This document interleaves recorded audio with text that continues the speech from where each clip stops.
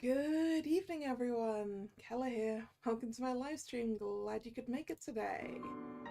So today we have a demo that only didn't make it into last week's schedule because the email arrived after I'd finalized last week's schedule.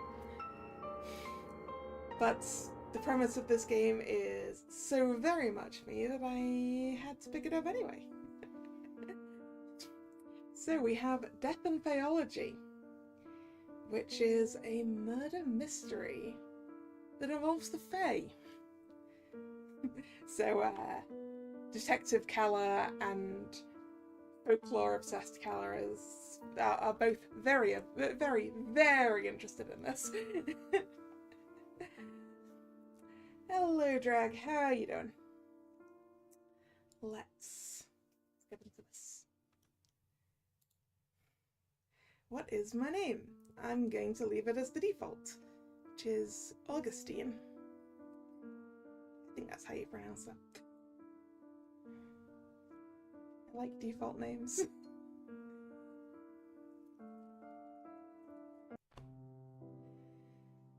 Grading first-year assignments can be such an exercise in patience. I ought to remind myself that Faeology is a relatively recent science, only a couple of decades old. This university, the only Faeology university in the entire country, was just finished being built in 1905. It's still barely acknowledged in the academic field. More importantly, I've got to keep in mind that children inherit their parents' prejudices and misconceptions. The human world has formed its own notion of fairies. Alas, I find myself unable to suppress a big sigh every time I read references to poisoned apples ushering princesses to eternal sleep. A reference to the Cottingley fairies is one I can understand, since it was quite the sensation not too long ago. Although it would be clear in the eyes of renowned Faeologists that the photographs were mere imitations. A pity that Sir Doyle was taken in by it. I ought to take a break.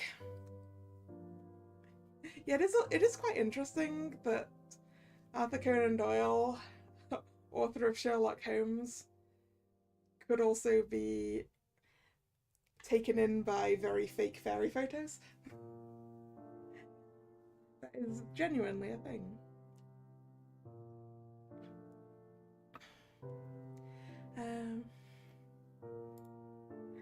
The grading session today has taken me quite a tangent. My beloved Oz. I suppose having a fairy companion does give one an advantage in identifying genuine fairies. I'd say a break is in order, wouldn't you, Oz? Oz responds through trills that I've learned to interpret over the decades I've known them.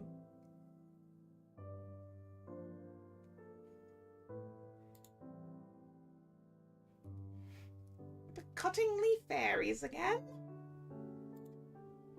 Yes, and Princess's eternal slumber due to poison apples. We don't care much for human princesses. But making poisoned apples is rather an easy feat. Shall I turn one of them into a toad in front of the whole class to show that fae folk are capable of more than that?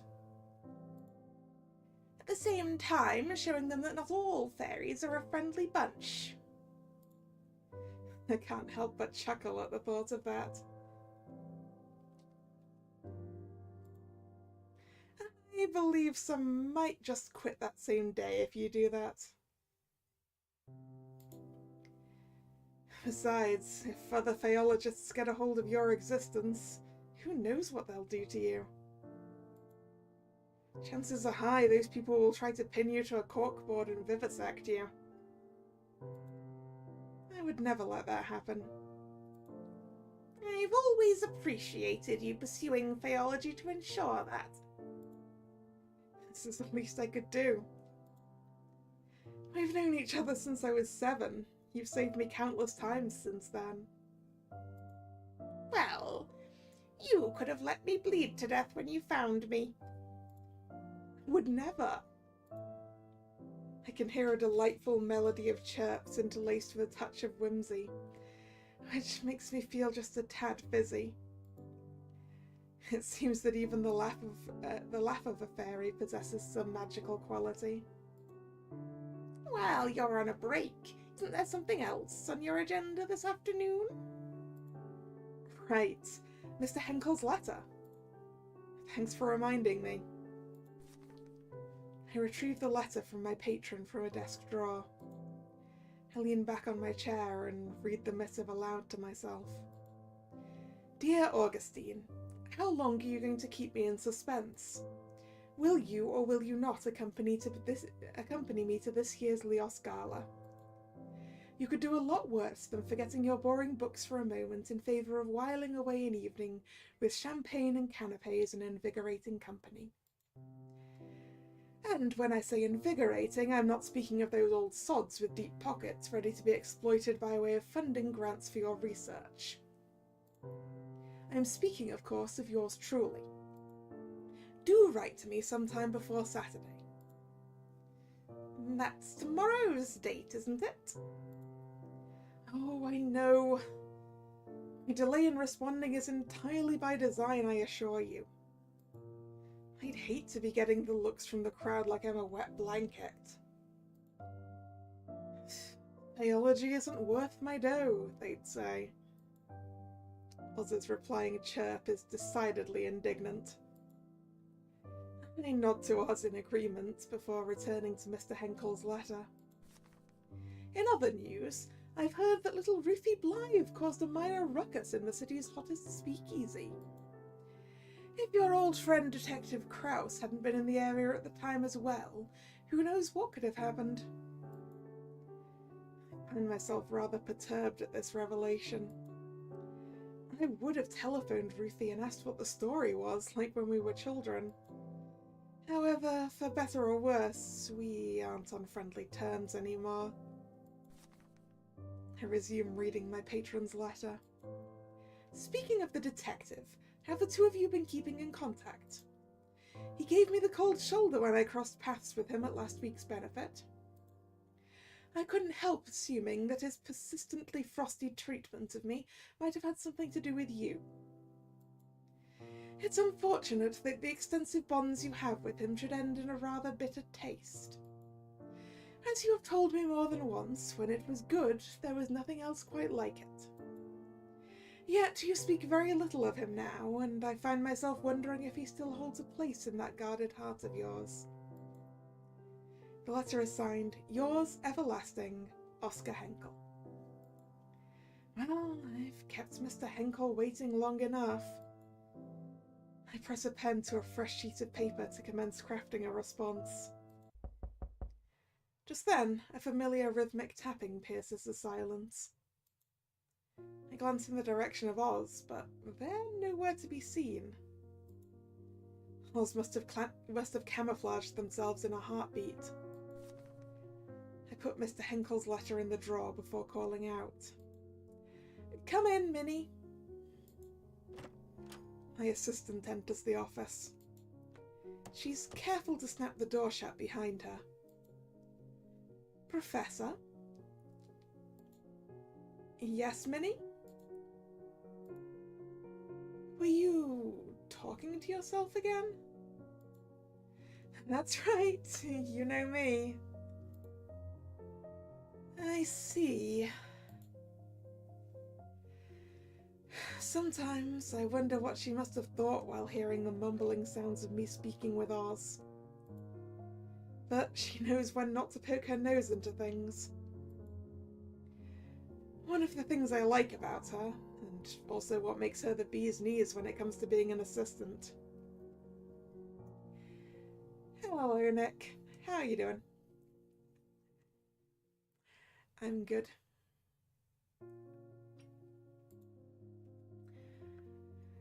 I'd hate to be the bearer of bad news, but he's here. Who? That police detective from the newspapers. Police detective? Even as I echo these two words, there's a sinking feeling in my stomach. You know, the man who made you crumple the papers and toss them in the trash can? In the end, we had to stop our subscription from the dailies.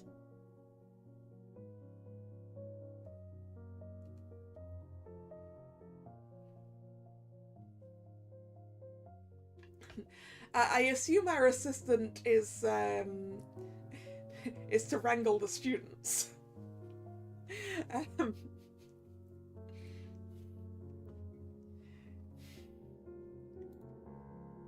Detective Theodore Krauss?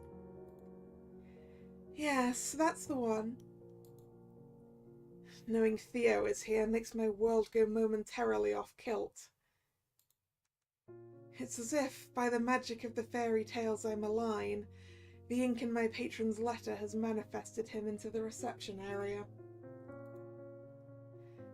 Can't you tell him I'm out delivering a lecture on the far side of campus or something? That depends. Is a lie like that going to deter this man? An astute question. She is truly wise beyond her years. Probably not. He'd happily traverse the entire campus just to torment me, I'm guessing. All right, let him in.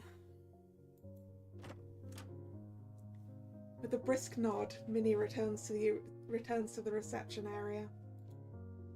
I barely have time for a steadying breath before Theo barges in. He drops a box on my desk right off the bat.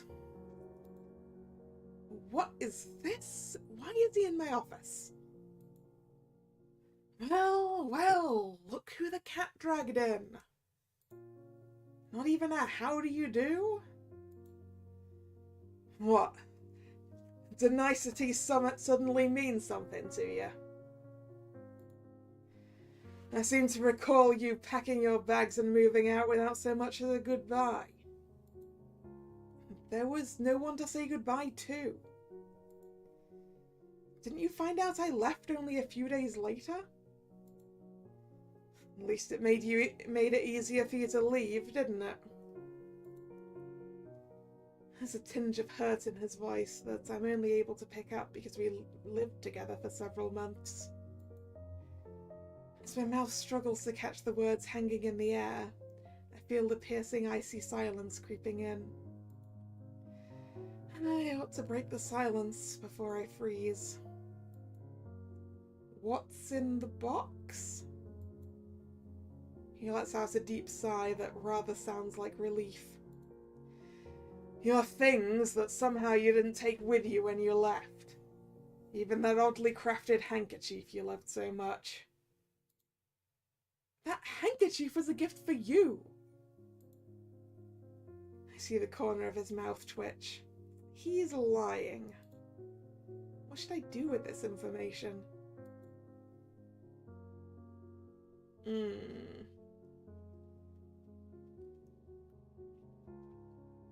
Reach out for the box to check. I respond in disbelief. I don't think that's what's in the box, mate. I don't believe you. I declare my disbelief while crossing my arms. He stares at me impassively, then scantly shrugs in acquiescence. Well, you saw right through me. There's no way those things would fit into this box. I threw all of it away right after you vanished. He says with a subtle squint in his left eye, another lying tell of his. I can't help but sigh at his antics. Of course you did. So, what's really in the box?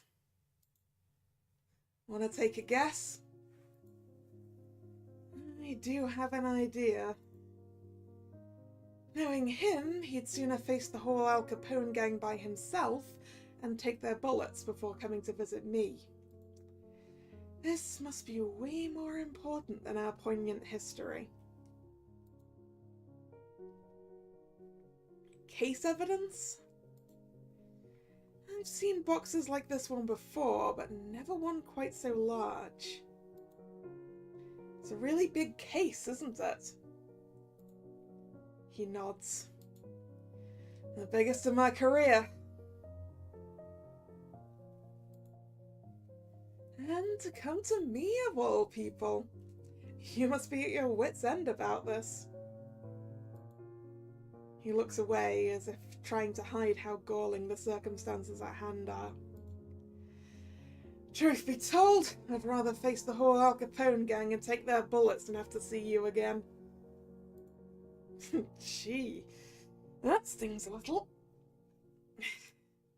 So why would you... Hold on a minute.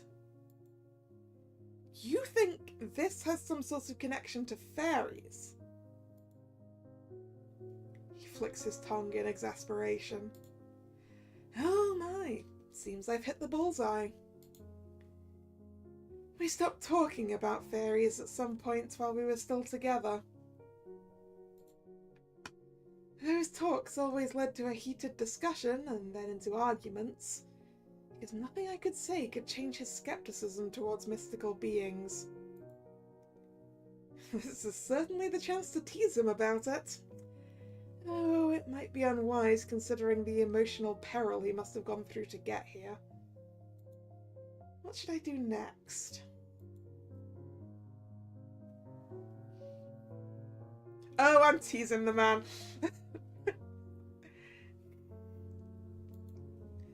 Oh, this must be killing you. Mr. I don't believe in things I can't see. He lets out a loud and sharp exhale, this time with a touch of indignation. Dry up, will ya? I still don't believe they exist. And yet you're here with your pile of evidence, sir.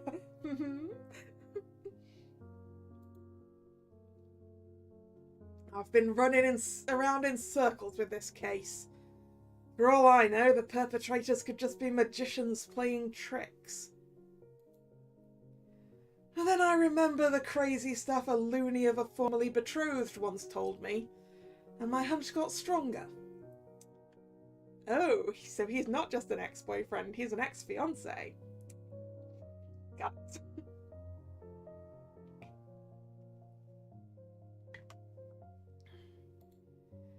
And I ended up here. Seems like I touched a nerve. He must have been under a lot of pressure if he talks a blue streak like this. The case must be beyond big. My mistake. Guess I got a little carried away there. So what makes this case so significant? Why do you think it relates to fairies? Are you even allowed to tell me? I hear the sound of a chuckle under the breath like a bolt from the blue. For a brief moment, his gaze on mine seems to revert to how it used to be, until the seriousness returns to his face. First things first, since I'm leading the investigation, I do have some discretion on what details to divulge into whom. That is, if the confidant could bring value to the investigation. And I've known you for a fact that you can be discreet. Still, I must ask your sworn secrecy on this matter. You got it. So, tell me about the case. Why does it seem to be of paramount importance? It's a multiple murder case, potentially perpetrated by a single culprit. The victims are chiefly middle-aged women residing north of the city. They're from old money families. The types that make regular appearances at high society events. Well, turns out it may be useful that we're being invited to a high society event this week. I see. No wonder you're all tensed up. You're telling me. Chief took me off every other case and insisted I put all my time and effort into this. It's only a matter of time until the press catches wind and makes a circus of everything. And with some of the victims' peculiar manners of death... He pauses. This is where the fairies come in. He silently stares and then sighs. I swear I must be losing my mind. You've got this. Now he draws in a long, deep breath. 3 of the victims had a manner of death that the unit has never seen or heard of before. The strangest case is the one where the body seemingly hardened into bony tissue overnight. Well, that certainly is a strange way to die. The corpse almost looked like a carved wooden statue. Oh, I've heard of something like that before. Of course you have. I frown at him. Don't start now. He clears his throat abashedly. Without finding out what caused these deaths, and more importantly who did this, the press could spin the stories out of control. I don't want to imagine the look on the victims' families' faces if and when the papers are making a rouse of these poor women's deaths. Besides, what kind of depraved, sick bastard goes around murdering women in such a way? This city's already running on fumes. Crime's becoming more rampant day by day. People shouldn't have to look over their shoulder every night. It's no way to live. Even as he lapses into silence, I say nothing. It's not just the city. The rise in crime is bleeding him dry too. Yet I'm unsure of what words could soothe those who are fighting it on the front line. I've never been where they are. The frown lines between his eyebrows grow deeper. You know, considering the victim's background, having these murders being exaggerated in the papers would pressure the families to insist on closing the case as soon as possible. No matter the cost. No matter who's to blame. You're right. Innocent people are going to bear the brunt for this. This is a terrible situation. I feel my stomach churning. My arms cross on instinct, trying to hold my own disquietude in place. Is there anything you can do? I'm just one man. Try as I might, I can't keep those rotten police brass from lining their pockets. Nothing but a pack of lowlives in high places. He exhales sharply, his voice laced with contempt. Then he fell into silence yet again. Similarly, words seem to have abandoned me, as I can't shake this feeling of helplessness crawling under my skin. After a minute, he meets my eyes once more. Well, you're a good listener. Better than most. He curls his lips into almost a smile. I don't mind at all. Thanks. He clears his throat once more. Alright, let's get down to brass tacks. This box includes case files, crime scene photos, a couple of blood samples, which I was able to request to bring to you, and several other pieces of evidence.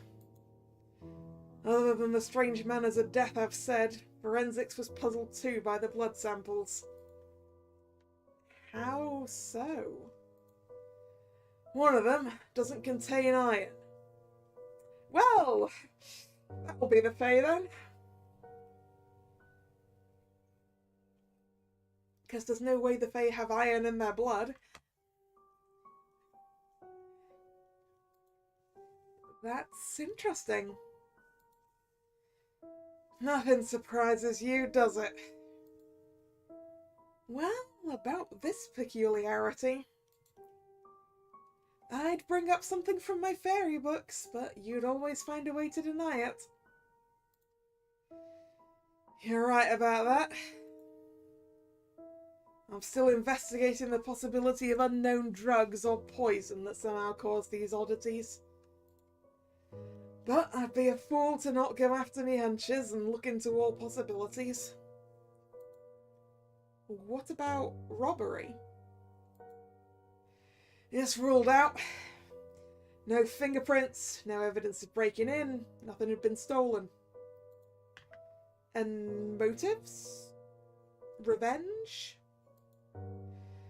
We're still interviewing the city elites, looking for possible motives. Yeah, it would be impressive for a drug to be able to remove all of the iron from some blood, wouldn't it?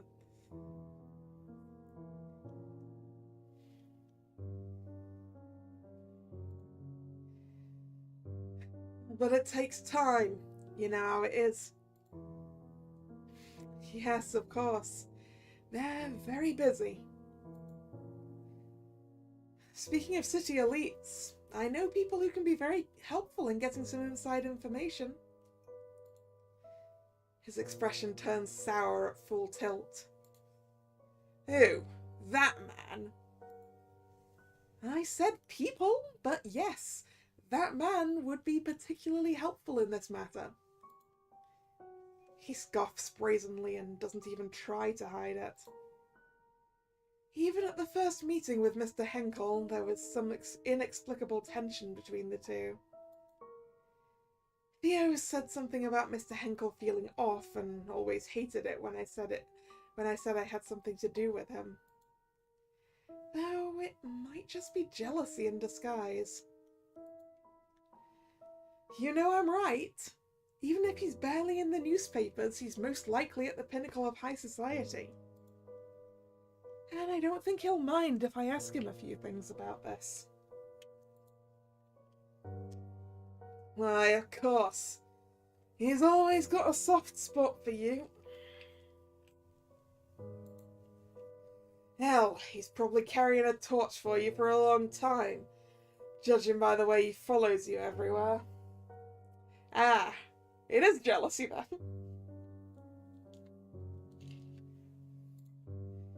Well, he happened to be interested in Faeology, and has a lot of money to allow its development. Look at you, all ready to defend him. What, are you two an item now?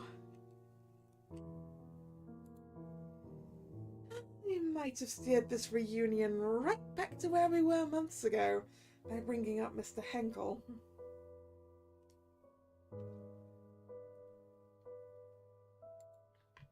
But it was necessary to mention him. I don't know anyone else who would have that much information about high society. Besides, there has never really been anything, even if we did go to fundraising events together from time to time. It was strictly business. Yet again, Theo seems to lose his reason whenever we talk about Mr. Henkel. I don't have the time or energy to argue with him. What should I do? Try to make him see a reason, or explain the truth about the relationship with Mr. Henkel. How different are these choices? I'm not sure.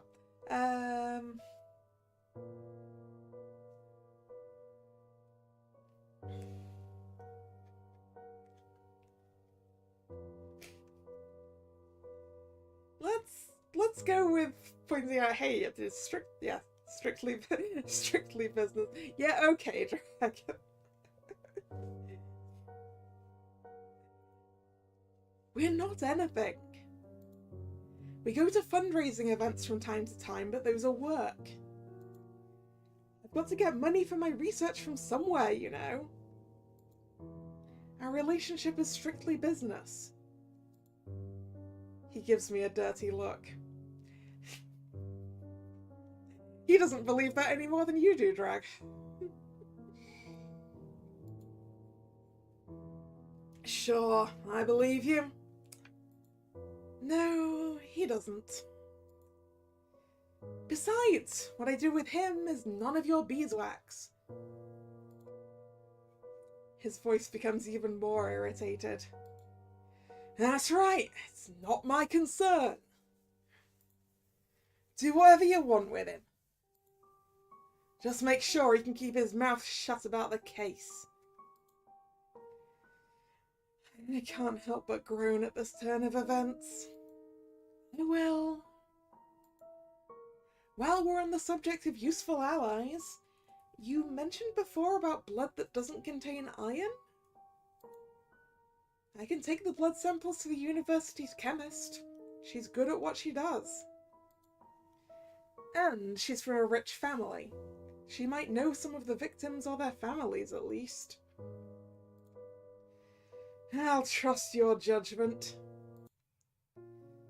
I take it this is you agreeing to help with the case? That's right. There are lives at stake. He let out a soft smile, as though in quiet agreement with what I said.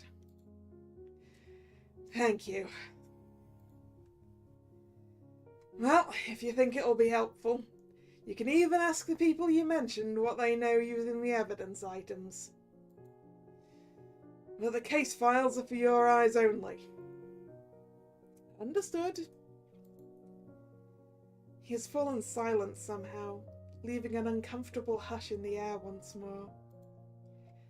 Suddenly, a realization comes to mind. Does this mean you'd be willing to hear about fairies? About Faeology? That depends. If this was indeed fairy doings, and if through your investigation you can provide solid theories on 3 things: the culprit, their methods of murder, and their motives. Supported by evidence, of course. I'm sticking with the idea there's a logical explanation, an earthly one, for now. Fair enough. I'd wager that we, have approximately 24 hours to get some sort of answer. An answer that makes sense. 24 hours? That's not a lot of time at all. I can feel the papers are close to getting the story. While you're investigating this lead, I'll look further into unusual drugs and poisons. How about that, Faeologist? Do you care to take on this challenge? Do I? Hell yeah. Bring it on, detective. This brings a grin to his almost consistent brooding expression. Good. If you need anything from me, just ring me. Aye, sir. But you need to promise me that you'll not just hear me out, but also keep... Sorry, no, wrong voice, whoops. But you need to promise me that you'll not just hear me out, but also keep an open mind on fairy topics if I succeed in what you asked. I promise. Well, I can't promise not to scoff from time to time. That's good enough. I ought to get going. Maybe this will be an opportunity for you to increase Faeology's credibility in the eyes of the academics. Maybe. Seems like some detective has been following the tiny part of Faeology in the newspaper. Says you. The one who had to stop the daily paper subscription because some detective kept getting the headlines. How do you...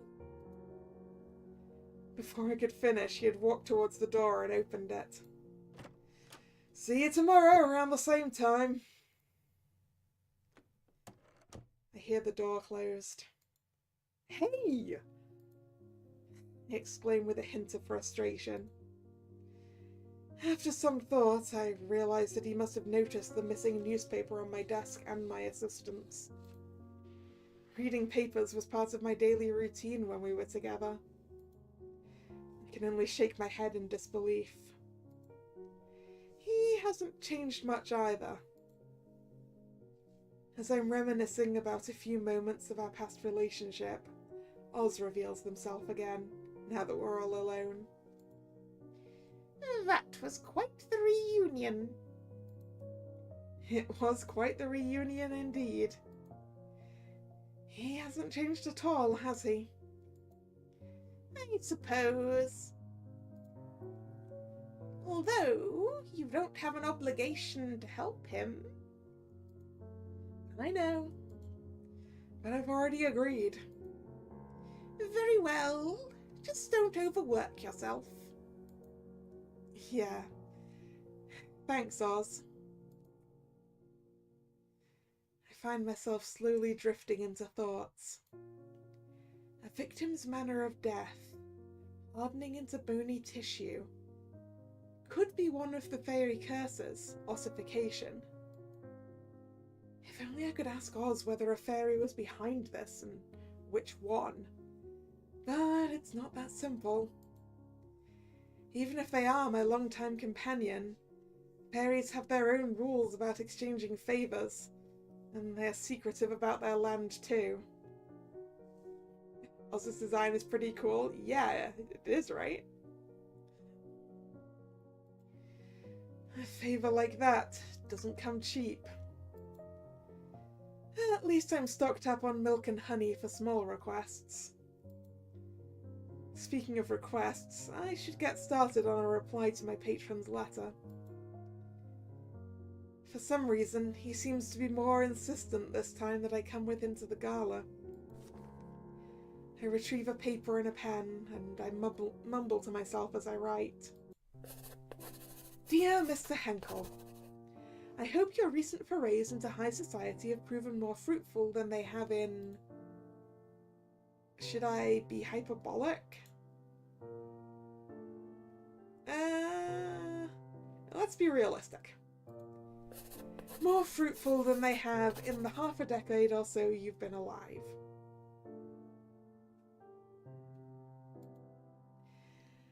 Believe it or not, I've been considering whether the merits of trying to impress the wealthiest folk of the city outweigh the obvious indignities. You first brought up the possibility of my accompanying you to the annual Leos Gala a couple of months ago, and I'm still weighing my options. How do I want to play this? Be coy or apologetic?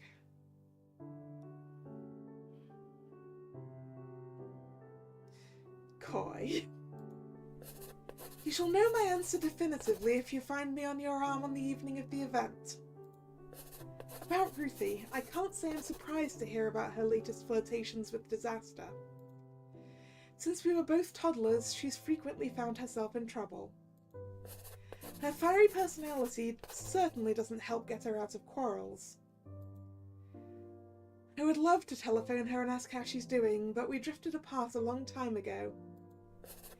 Nevertheless, I'm glad to hear that Theo was there to smooth things over for her. I've now arrived at the topic of Theo, or Detective Kraus as my patron refers.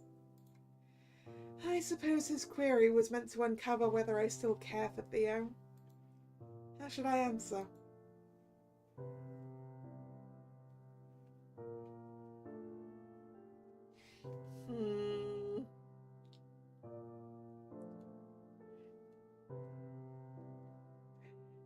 I mean, we seem to have pissed off the detective a fair bit already.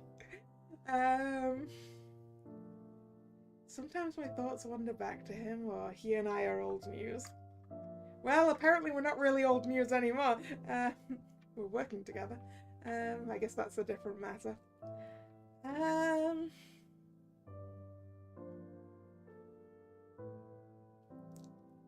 Though in this regard, as for Theo, I've long since stopped dwelling on him.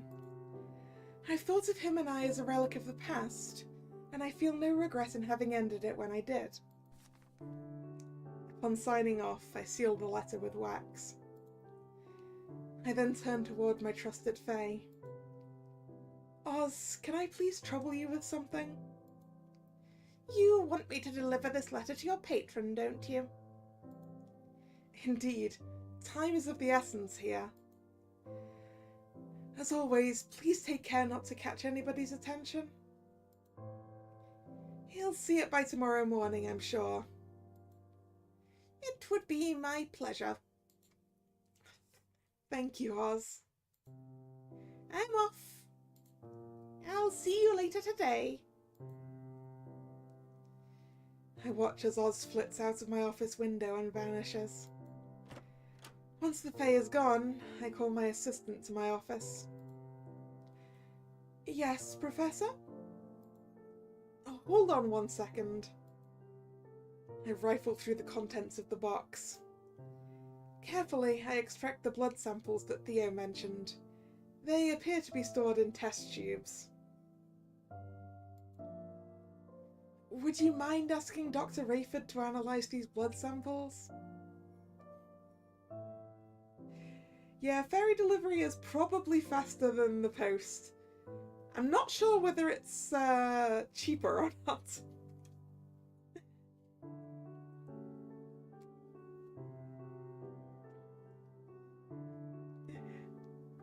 Weighing the cost of milk and honey against the cost of a stamp. Who knows?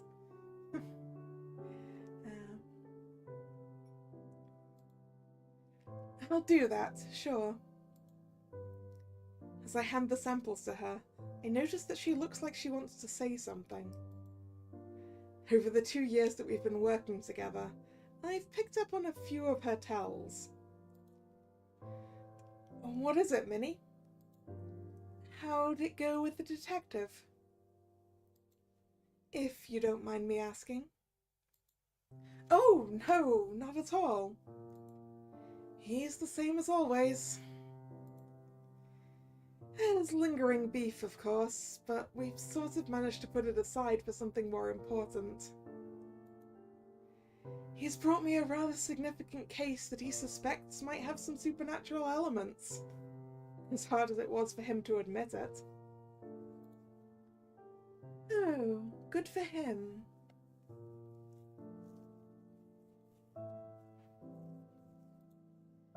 I couldn't help but grin at her remark. I'm glad it didn't end in a shouting match, at least. Yes, me too. I'll deliver the blood samples now, Professor. Thank you, Minnie. Minnie hurries out. I'm alone in my office again. Remembering the conversation about the case again, I'm suddenly engulfed by unexplainable, eerie feelings. I should start the investigation right away. Okay, tutorial. Drag and drop items from the inventory to the desk.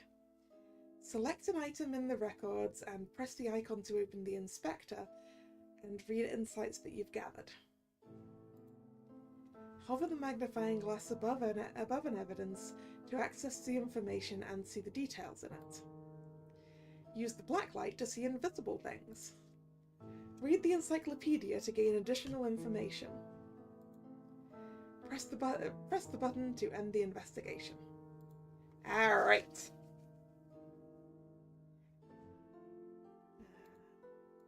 Record. So, what have we got then? Case file 1.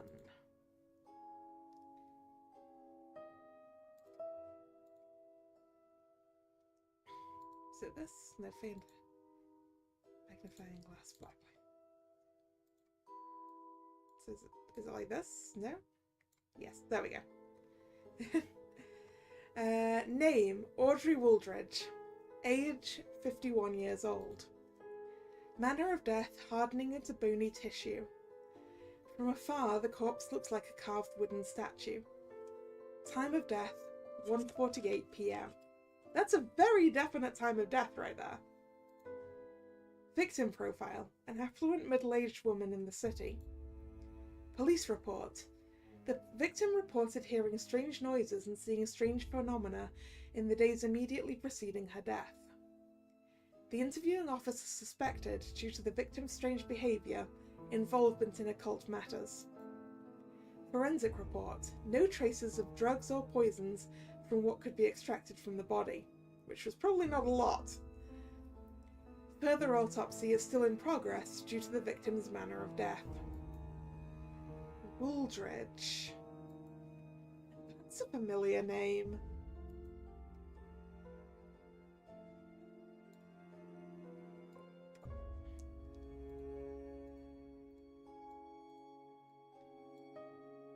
Name, Susan Moore. Age, 40 years old.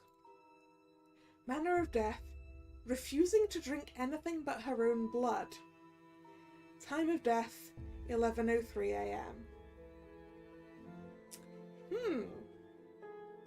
Yeah, that's not going to get you very far, is it? Not drinking anything that isn't your own blood. Victim profile, an affluent middle-aged woman in the city. Police report. The victim's mother reported that the victim was suffering from a prolonged paranoid episode in the days leading to her death. Specifically, the victim was acting erratically and saying strange things. Forensic report. Despite the manner of death, there are no signs of dehydration or hemochromatosis. No traces of drugs or poisons. Blood type unknown. Other blood-related investigations are underway. Note, blood does not contain iron. Oh, okay, so it's her blood that doesn't have iron in it.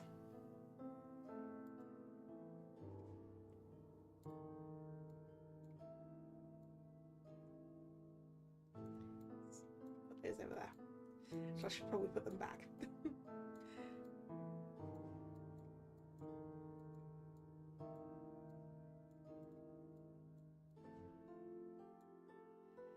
Name, Edna Niblett.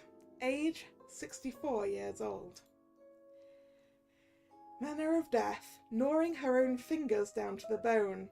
Ooh. Time of death, 10:10 a.m. Victim profile, an affluent middle-aged woman in the city. Police report. A friend of the victim reported she visited the victim's residence to drop off an invitation shortly prior to the victim's death. The friend also wanted to check on the victim's well-being, as she had allegedly been acting strangely at a party the night before. According to the friend, she witnessed an emotionally charged conversation between the victim and a young factory girl. However, the friend didn't think much of the interaction at the time. At the crime scene, the invitation card dropped off by the friend was seen close to the victim's corpse and was taken in as evidence. Forensic report. No traces of drugs or poisons. Blood type unknown. Other blood-related investigations are underway. Note, blood does not contain iron. Ooh, 2 people without iron in their blood.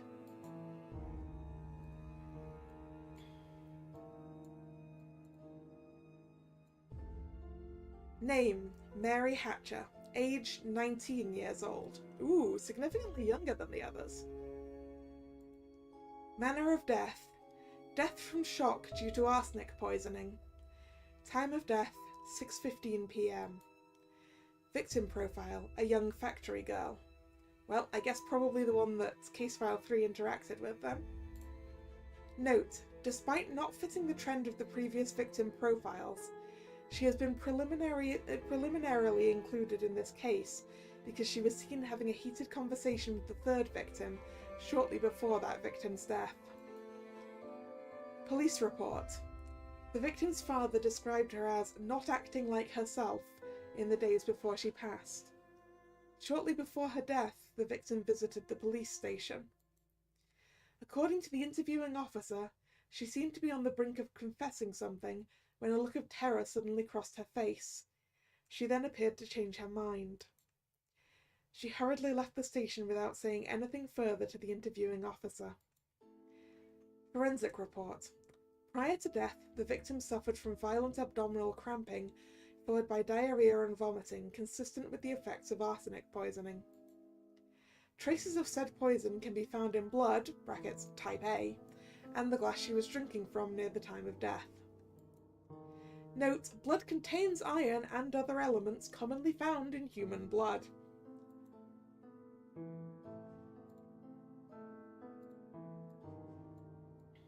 Okay.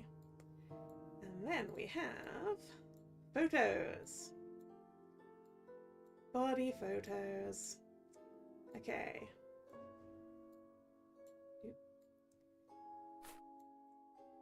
The first victim's crime scene. This is the first time I encounter something that could be ossification. I feel sick to my stomach. No one deserves to die like this. Something's odd with her fingers.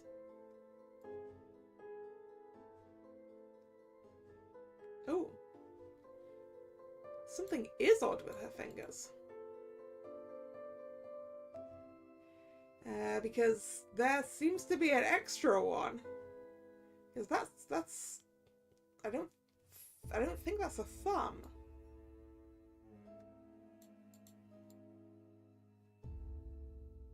Speaking of fingers, gross.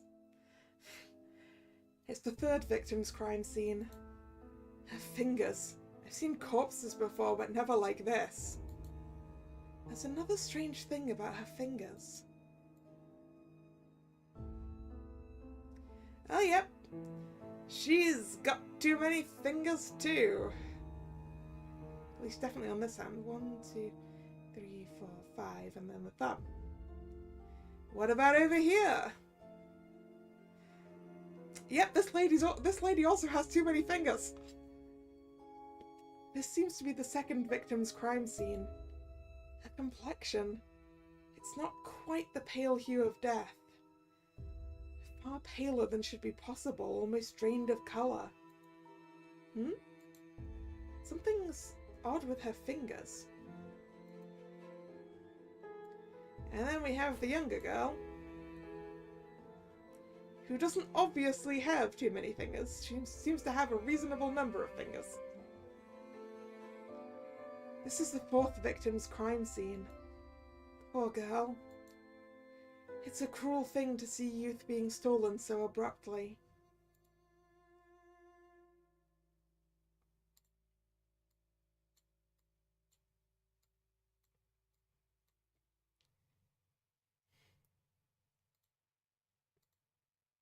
Who's this? There we go.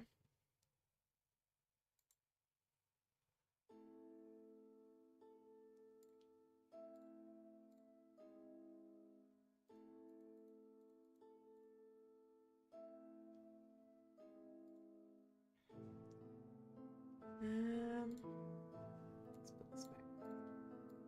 Let's have the Fae Encyclopedia, please. Fae and insects. Some Faeologists have applied Darwin's theory of natural selection to Fae kind by putting them in the same genealogical line as insects, especially the Lepidoptera group, which includes moths and butterflies. This is supported by their similarities to each other. Beneath a special black light, some species of butterflies can glow by having a chemical known as phosphorus, which fairies also have. Is this text readable?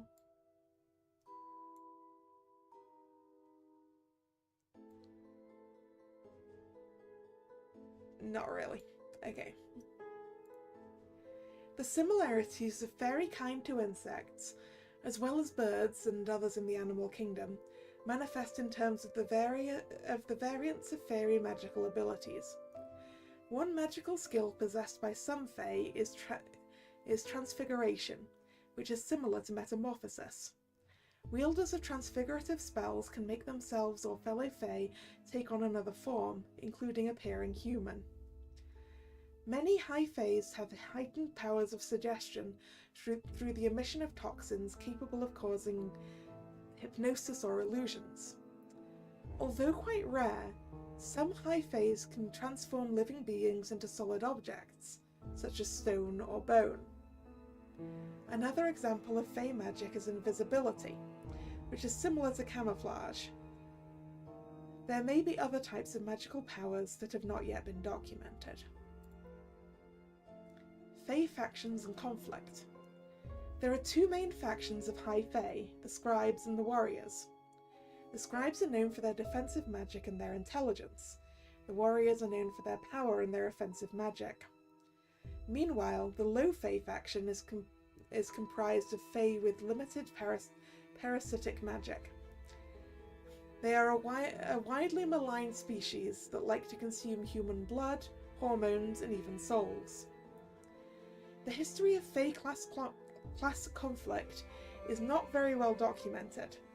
It appears that there are quarrels between these factions, as there is a certain level of disdain for the other faction. However, disputes also occur between fairies of the same faction. Nonetheless, both factions of high Fae deem parasites despicable low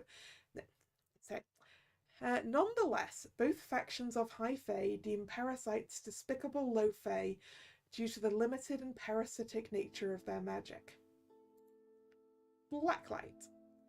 All fairy kind seems to be weak against iron, although a small amount of iron, such as in meat or blood, does not seem to ward off fairies. Okay. I was wondering about that. Historically, cold iron was often forged as weapons and used to repel fairy magic. Repel fairy magic. The intricate use of iron, combined with physics and chemistry, is applied by Faeologists to develop a special blacklight to detect and distinguish the magical essence of the three main types of Fae. Beneath the blacklight, scribe magic appears blue, warrior magic red, and parasitic magic purple or violet.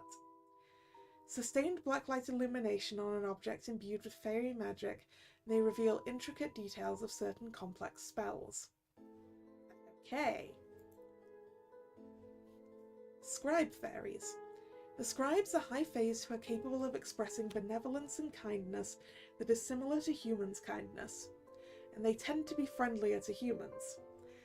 However, this kindness is only shown in the form of favour exchanges, and they do not go out of their way to help others like humans would.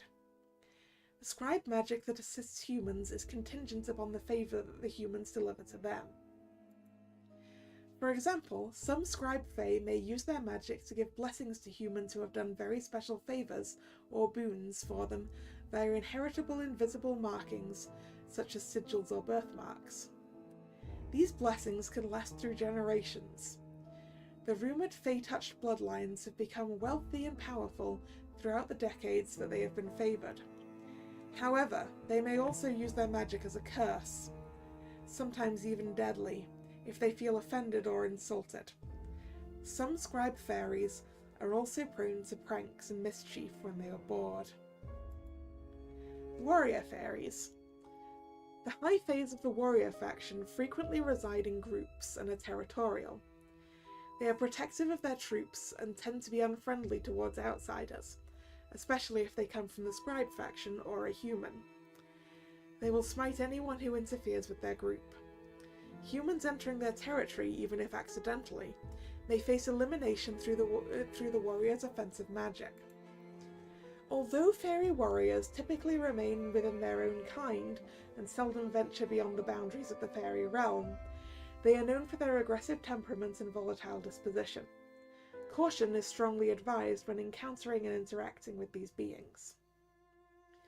Parasitic fairies. Fairies with limited magic consistently need to feed off of other sources of energy, mostly drained from humans, such as blood, hormones, emotions, and life force. However, the mechanisms and rates at which these drainage processes occur are greatly varied. Notable incident: changeling. There are unconfirmed rumours that some high faes like to capture humans and bring them to the fairyland for purposes such as forced reproduction, servitude, ritualised combat for their amusement, and so on. The fairies leave changelings behind to mask their absence. A changeling is composed of several fae, typically of the parasitic type, magically transformed to look almost exactly like an abducted human. Due to the complexity of the fae magic required to create a changeling, the enchantment almost always goes awry. Anomalies common among changelings include an extra finger or an extra toe. So, that suggests that our 3 dead old ladies are changelings. Nearby heat conductors, such as small metallic objects, have also been known to repel or to warp the magic, creating changelings. There we go. That is everything that is in that book. That is a lot of stuff in that book. Ooh, can put it back now. There's not much point getting the black light out, is there? Oh no, wait, we have more things. We have more things. We've got a couple of other pictures.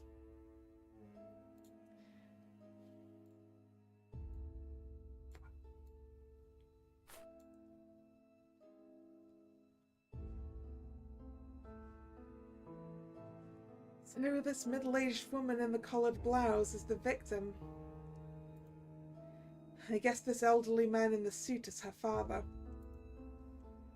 This elderly woman wearing the cardigan is her mother, I suppose. Let me just check. Yeah. Too many fingers. This bespectacled man is perhaps her brother?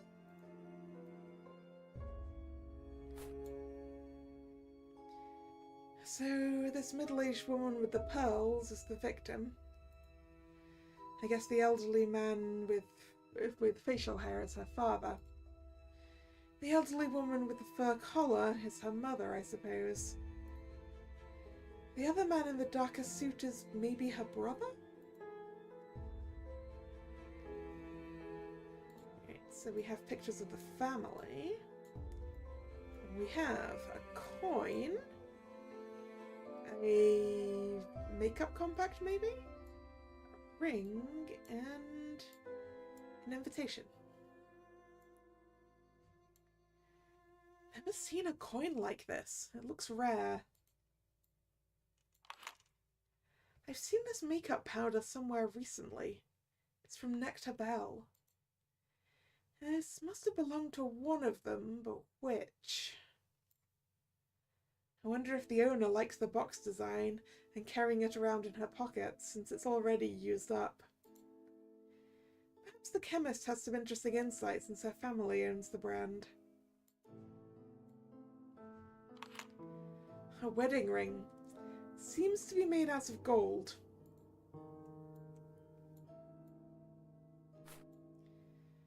My patron invited me to this event. I'm still uncertain if I want to attend.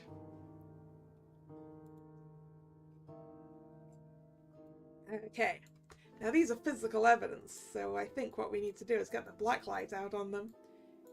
Ooh. Red. Red was warrior magic, right?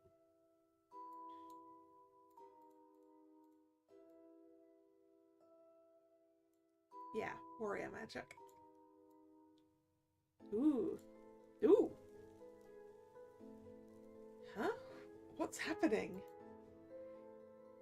That glowed very brightly purple, I think, before it... Well, mostly purple and a little bit red, and it's also set itself on fire.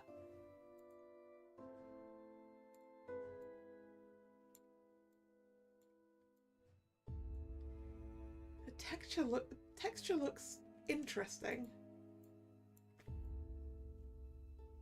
Why is it on fire?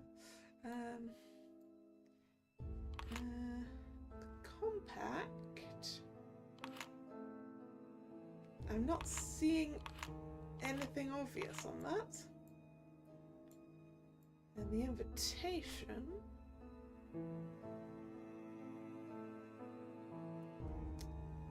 No.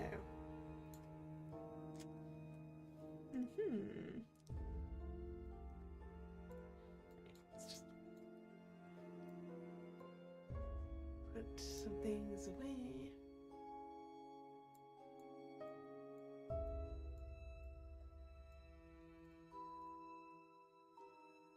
Yeah, beneath the black lights, the coin has mostly violet and some red. Why did it set on fire there?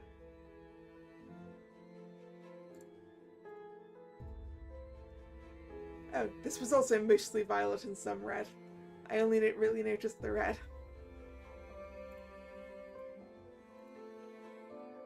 And legitimization. Actually, let's...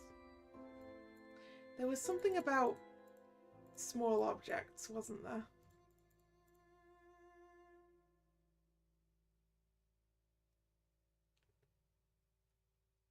Oh, okay, that wasn't to do with the small objects setting themselves on fire. Okay. Ooh, what happens if I press the help button? Boop. Okay, that just brings this information up. Again. Cool. It feels like we have looked at everything.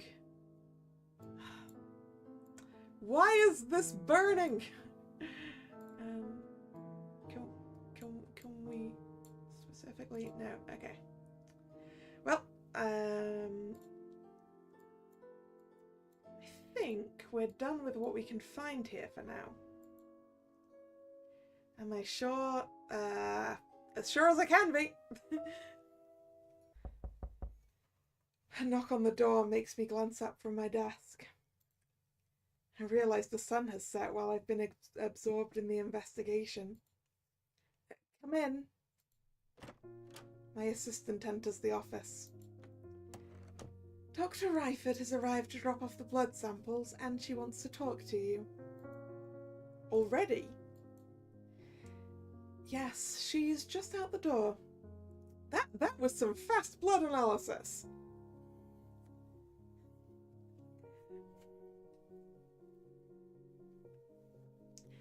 Hello, Baron. Welcome to the stream. How are you doing? I must say, I'm pleasantly surprised at her work speed. Alright, send her in. Minnie nods. She returns to the reception area. Dr. Florence Ryford enters. It's only been 3 years since she's worked at this university, but she has proven her reliability more often than not. Good evening, Professor. Good evening, Doctor. Dr. Ryford hands over the blood samples. She also gives me her lab report.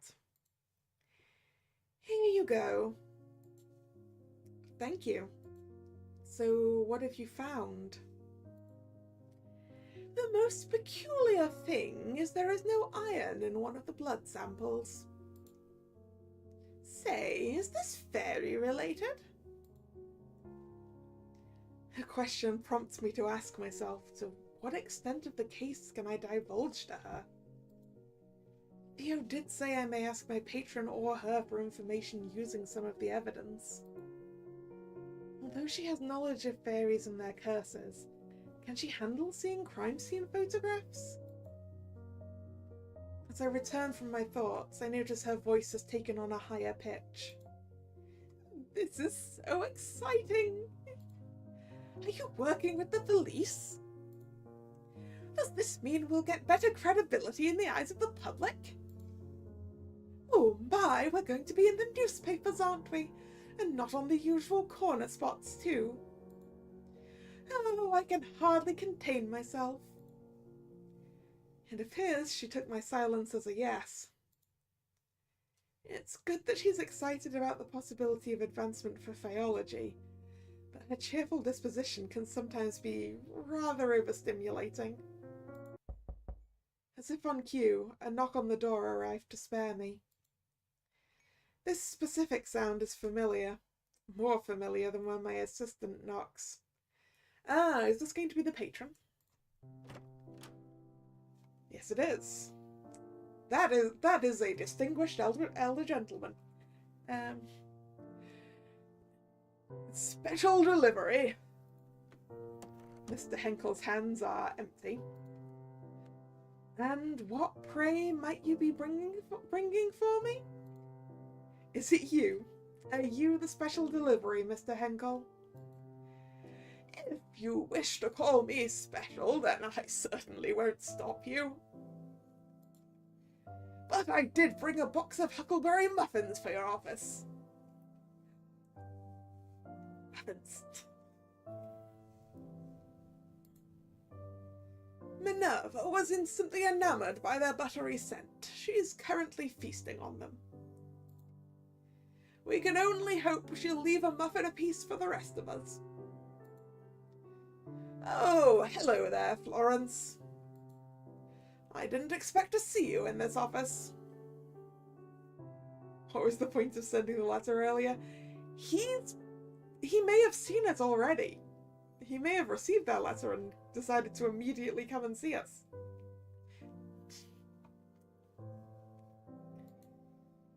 Hello, Mr. Henkel. Fancy seeing you here. Although you do have a habit of making this office your sole stop on campus. She chuckles. That's just because this is where all my money went. A well-spent investment nonetheless.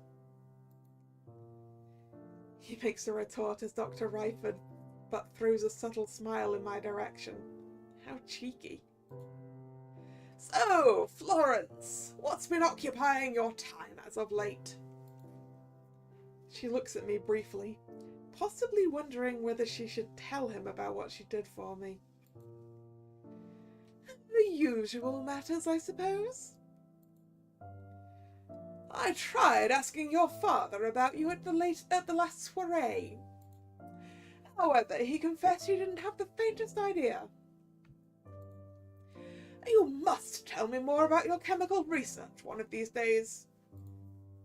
The colourful pursuits of you young academics thrill me to no end. You know I can't share all that much, Mr. Henkel. Unless, of course, you find yourself in the position to become the chemistry department's benefactor. Then all their secrets are yours. A more playful giggle escapes her lips this time. I'm afraid I'm all tapped out, financially speaking. Oh, I'm not buying that one, not for a second. He's telling fibs, isn't he, Professor? Well, now, I certainly don't want to get in the middle of the money talk of the rich. I wish I had that information, Doctor. It would make proposing for research much easier, with a bit of delicate leverage, naturally. Mr. Henkel laughs in amusement. And I feel I should ask the reason he's here before this conversation takes an odd turn. On another note, Mr. Henkel, did you get my letter? Is that the real reason you stopped by? Upon recalling that I asked Oz to insert the letter into his mailbox only this afternoon, I'm about to retract these questions. Unexpectedly, though, he bows his head in assent. Your words have always had this immersive impact on me. Perhaps this is why you're such an perhaps this is why you're such an effective educator. Whenever I encounter your written language, I long to hear it spoken post-haste. Are you putting a spell on your letters by any chance? I think you're the one with all the spells, Mr. Henkel. Your muffins, for one, have always been successful in getting Minnie's guards down. Oh dear, you two are making me blush. I suppose it's time I take my leave and let you both be. I'm due somewhere shortly anyhow. Oh no, we needed to ask you about that makeup, I think.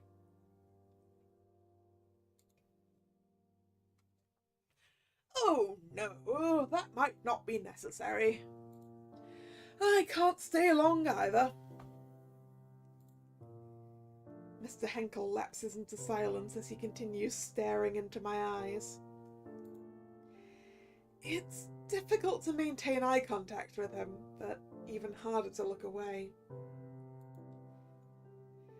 I wonder what I should do. I ought to discuss the case, but both of them seem to be in a hurry. Should I tell Mr. Henkel to return another day, since I need to have an important conversation with Dr. Ryford right away?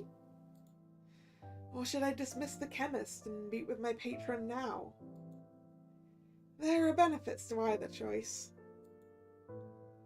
Soliciting Dr. Ryford's opinion on the case may be a good idea. She could share more insight on the chemistry side of the case. Her parents own a successful company that produces the powder makeup in evidence. She would also know the social happenings among the wealthy elites. On the other hand, Mr. Henkel is also a viable candidate for an interview. His connections within high society know no bounds. Everybody seems to know him one way or another. He might know things Dr. Ryford doesn't.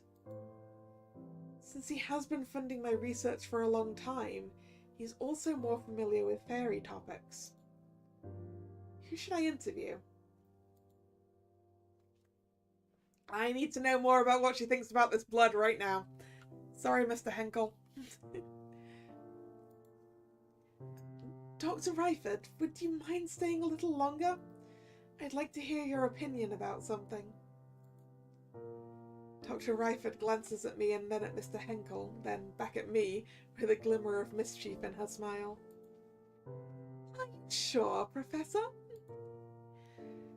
I let out a resigned sigh. Sometimes it can be quite difficult to deal with her teasing. Yes. When I address my patron once more, regret colours my tone. Mr. Henkel, would you mind coming back another day? I have something crucial to discuss with the doctor at present. Of course. I understand your scientific pursuits precede all else. I wouldn't have it any other way. Thank you for dropping off those muffins. He only replies with a smile. I'll see you soon, right? As soon as possible, I promise. Mr. Henkel and Dr. Ryford exchange brief goodbyes. My patron then departs. I'm alone with the chemist again. Doctor, I might need your further assistance regarding the blood samples and also something more pressing. Is that a pun? Is that a pun because we need to ask her about the pressed powder? So, it is true, you are working with the police. I suppose. Detective Krauss consulted me this morning about an ongoing criminal case. Oh, do I sense some old flame flickering back to life? Your eyes are tricking you, Doctor. It has been ashes for a long time now, and nothing has changed. There's a hint of disbelief in her eyes, but I won't indulge in her playful teasing, as there is a more important matter at hand. I clear my throat. So, I would also like to ask you for information, as you may be acquainted with some of the victims or their friends and families. All right. I'd be happy to answer any questions you might have. Thank you. Although I do need your sworn secrecy on this. Of course. I'm adept at keeping secrets. You need not worry. Those samples I analysed are part of the evidence in this case, right? That's right. Let us begin. I tell her the fundamental facts of the case, while she listens silently all the while. When I finish my summation, she has only one word to say to me. Interesting. Okay. I would very much like to ask your opinion on this. Boop. My parents' greatest achievement. It's one of the things I wanted to ask you, Doctor. I don't know much about makeup. How popular is this powder among high society? Powder has been the craze lately among the upper class, since my parents have successfully gotten Mary Pickford to do its advertisement. Well, I'll be.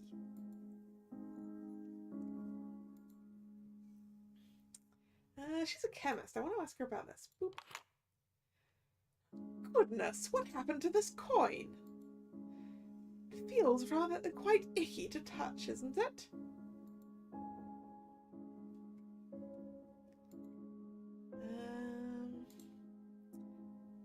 What about the ring?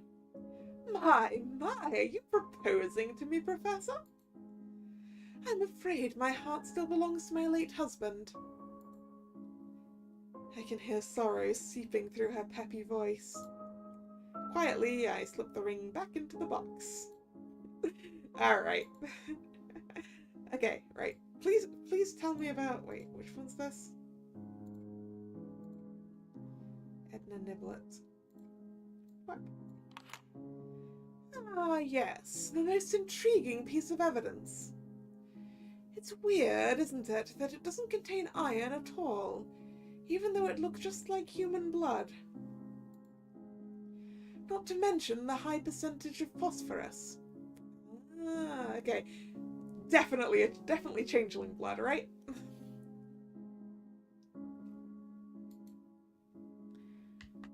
Would you let me know if it ended up being a fairy after all? Only if I'm allowed. Is there any insight from chemistry as to why there would be no iron in a red-coloured blood? Yeah, that's a good question. Why is it red if it doesn't have iron in it? Sadly, no. I'm just as puzzled myself. So I guess now we have... No, we don't have an insight. We'll have to be for us looking at things ourselves. I found traces of arsenic in this blood sample. Yes, that was reported by the forensics team too. One wonders who could have done such a thing to the poor girl. Actually, chemists do sell arsenic to common people to make their own weed killer and rat poison.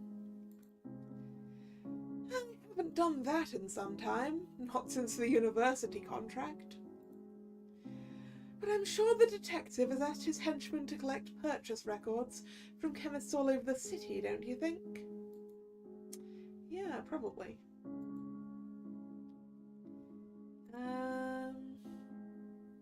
What's this one? The lab report. What? I've done my best to put all the details there, although I might have missed something regarding the curious blood sample.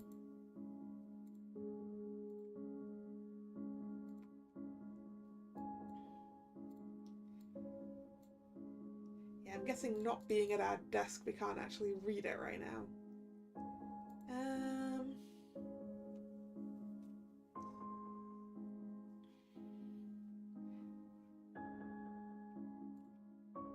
Let's show her the family photos so that we can establish if she knows some of these people, I guess. This is a family photograph of the Wooldridges. Ah, yes, it was everywhere in the papers when her father married the famous and one of the most beautiful socialites. The other man here is Miss Wooldridge's stepbrother. Do you know anything about these people? Aside from being fabulously wealthy and well-known, not particularly.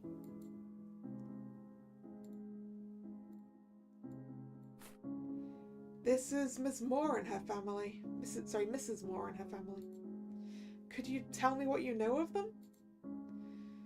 Well, I've heard that when Mrs. Moore's biological parents passed away, she was adopted by her parents' trusted employees, from whom she received a lot of love.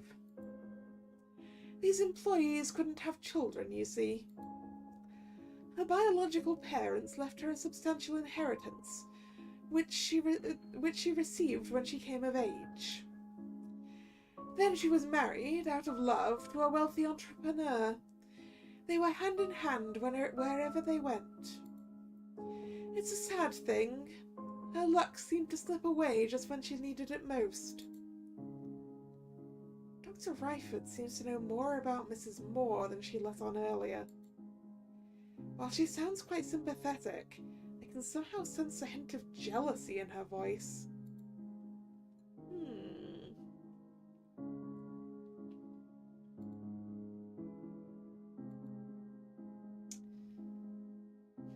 Should I show her the crime scene photos?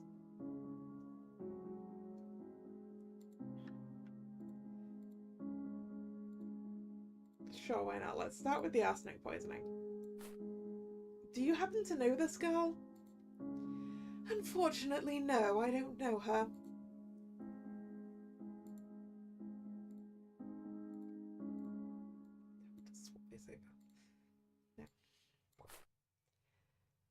Mrs. Moore! She recognized the victim quite fast this time. We've met once or twice at a clothing store and exchanged a few pleasantries. Occasionally I would see her and her husband at various dinner parties as well. They were a lovely couple. Alright, number 1. There's no sound to be heard as she stares at the photograph for a little while. I wonder if this is too much for her. Is this Mrs. Waldridge? It's a little difficult to recognize her because of the, well... She speaks with her usual sunny lilt, which is quite surprising. I guess she's got a strong stomach. Yes, you're correct. What do you know of her? Everyone knows of her and her family, that's pretty sure. They're one of the richest in the city, the elite of the elites. Accordingly, their circle consists of only very selective people, such as your patron, I imagine. Oh, and their family likes to host charity events. Did you ever know her to dabble in occult matters? Unfortunately, what I told you previously is all I know about her. If she did dabble, do you think maybe her manner of death is a result of occult matters? It is certainly a possibility. And which one? There we go. Oh yes, I know her, although I can't seem to recall her name. Mrs. Niblet. That's right. I saw her quite often at the auction, only going for rare coins. So the coin probably belongs to her, then. As usual, the winning bid was hers. I wonder if some of those coins carried some sort of curse, since they came from God knows where. It's surprising that she seemed rather unfazed by quite the gruesome photographs. I wonder if she had seen worse deaths caused by chemicals. Well, yeah, I imagine she has possibly seen people whose fingers don't have any flesh on them anymore before. That's the sort of thing that you might get from chemical damage. Although even if I had seen worse, I doubt I could muster such cheer. I've never realised this peculiar side of her.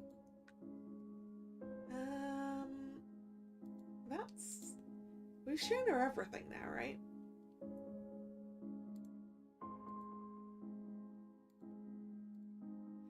What happens if I show her the old coin again after we've talked about that one? Just out of interest. No, it is the same. Okay. It's probably the same.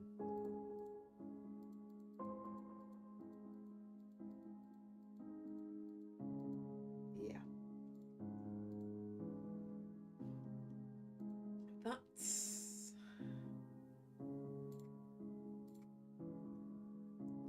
Yeah, she was known among her peers for her rare coin collection. I think we've gone through... No, we haven't used the invitation yet. This is tomorrow's gala. I'll not be going there since the opera is playing. I didn't know you're into opera, Doctor. My late husband and I used to go there for one of our date nights. Sadness leaks through her eyes, even though her smile stays bright. I hadn't the faintest that she'd been married before.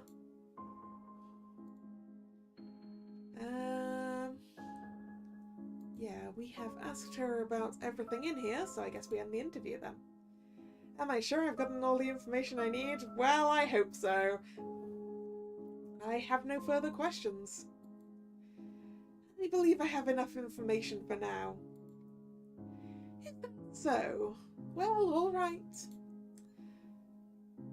Earlier you mentioned you had a prior arrangement, so I won't keep you any longer. Thank you for your time. You've been incredibly helpful. It's no problem. Don't hesitate to reach out if you require anything else. I give her a brief nod. Dr. Ryford then departs from my office. I'm alone again, but not for long. My assistant pops into the office. Professor, I'm headed home soon. Is there anything else I can do to help? Oh, I'll be perfectly fine. I think I'll stay and work for a bit longer. Okay, see you tomorrow, Professor. Have a safe trip home. Upon wishing me the same, Minnie leaves. Yeah. We've got to read that report. I have some time until I have to wrap up my workday and head home from the office.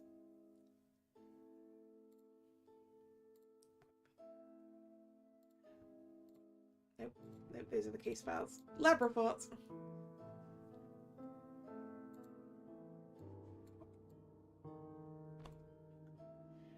This is Dr. Ryford's lab report on the blood samples.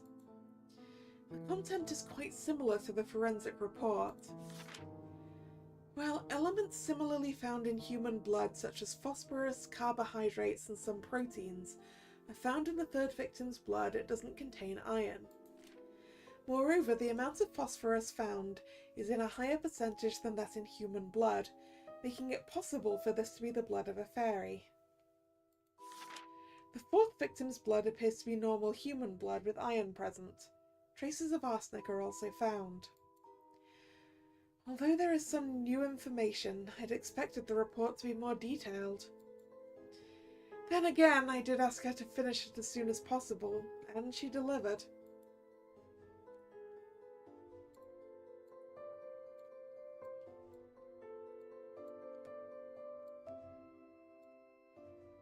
I've read somewhere that most insects don't have iron in their blood. Arsenic, huh? Alright, let's shine the black light on the arsenic blood. No change. On the other blood, woo! It's purple and red.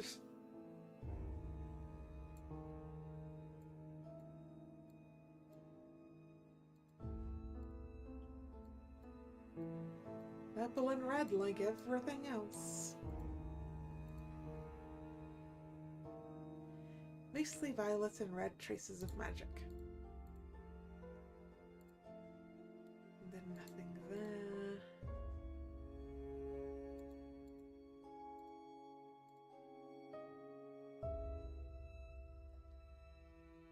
gold coin was found in the third victim's pocket. Yes, because she collects old coins.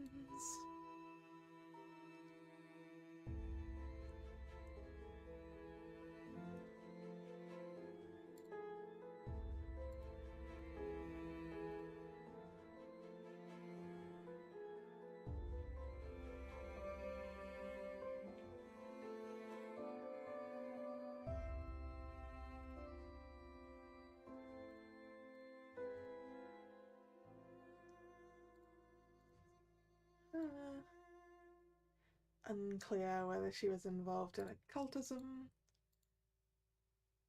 The victim and her husband were often seen together. Okay. We have checked things. We checked things. Okay. I believe I will end the investigation now. It's the next afternoon. I should be grading assignments, or reviewing the lecture I'm going to deliver come Monday, or do anything productive in the realm of professorial duties. Instead, I find my attention straying more and more toward the office door. I voice my frustrations to good old Oz. Theo will probably arrive at any moment. I can't stop wondering whether my explanation will be good enough for him. In the past, no sort of explanation ever seemed to please him when it came to fairies. And why should it do so now? My voice cracks with concern. This time, he came to you, bearing in mind the possibility of fairy involvement. He'd be a fool if he discredits you so soon. My fairy companion's chirping becomes increasingly stern this time. But you need to get yourself together. You must remain steadfast and strong when facing the detective. Don't permit your voice to falter when presenting your findings. I know, I can't let myself unravel at this point. It's just that he's never solicited my opinion quite in this manner. A professional insight, no less. All the more reason to be as calm as you can be. Maintaining your composure is essential to delivering a persuasive argument. But no matter what happens, at least you know you tried. At the end of the day, he is the one that needs to solve the case. You're right. Of course you are. I'm not a detective. I'm simply a professor sharing my perspective. Thank you, Oz, for always talking me off the ledge. Just then, somebody knocks on the door. That's my cue to sail past your window ledge. Best of luck. I whisper a hurried goodbye to my fairy friend. I'll see you tonight, Oz. Once Oz has flown out, I direct my attention toward the door. Come in. My assistant marches in. Professor, you have a visitor. The detective? Minnie nods. All right, send him in.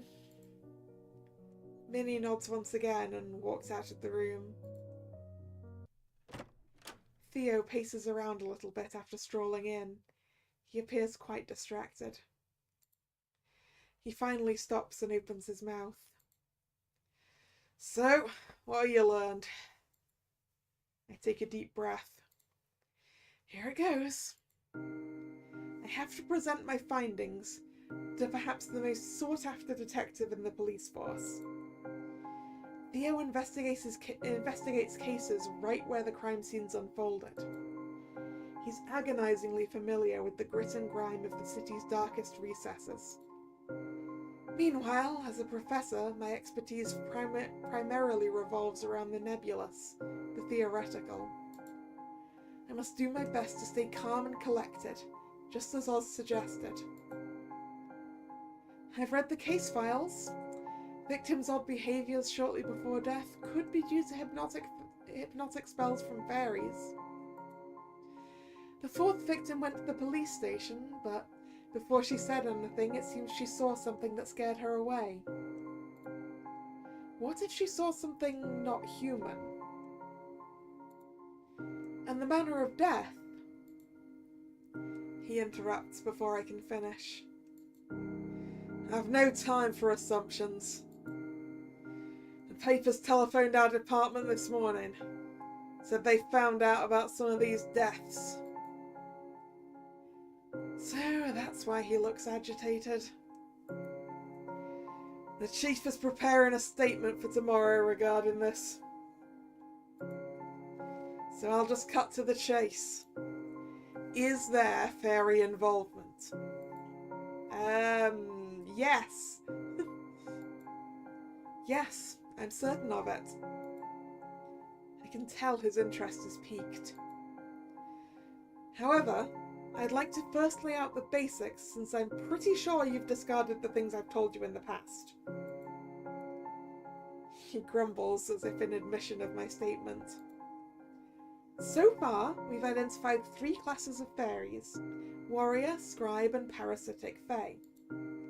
Warriors have strong offensive magic, scribes' magic tends to be defensive, and parasitic magic is, well, parasitic.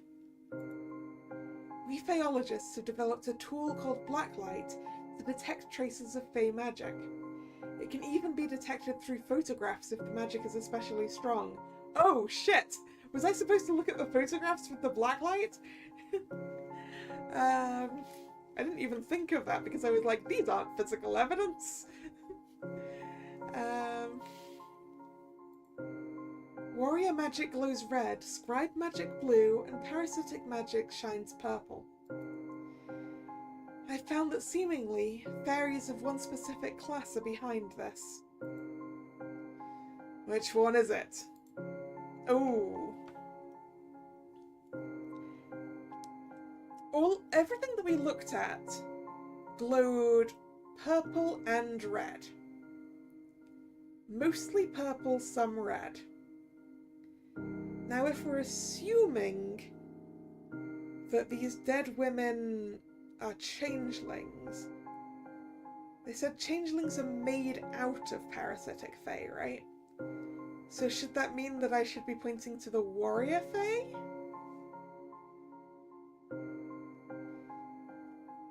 Or should I be pointing to the parasitic fae because that's what the main colour was? I'm not sure.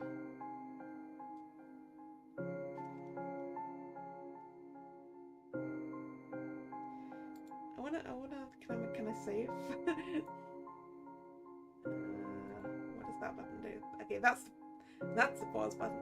I'm gonna make a save. This feels like somewhere I could mess up.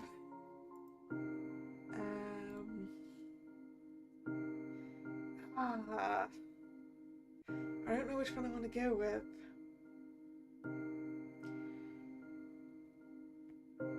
I guess I want to go with Warrior Fae, even though the colouring is primarily on the parasitic scale, but I'm making the assumption that these are changelings, which means they would have the parasitic fae.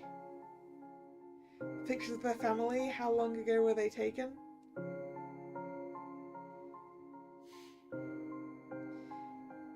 Yeah, I would assume they have been changelings for a while. I mean, obviously I don't know if, I don't know at what point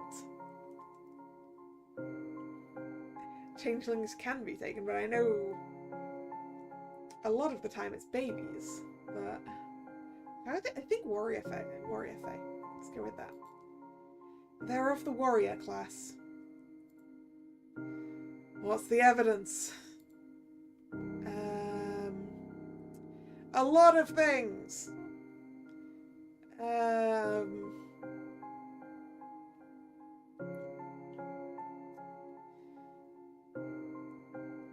mean, any of these 3, right? The blood sample, the coin, or the ring.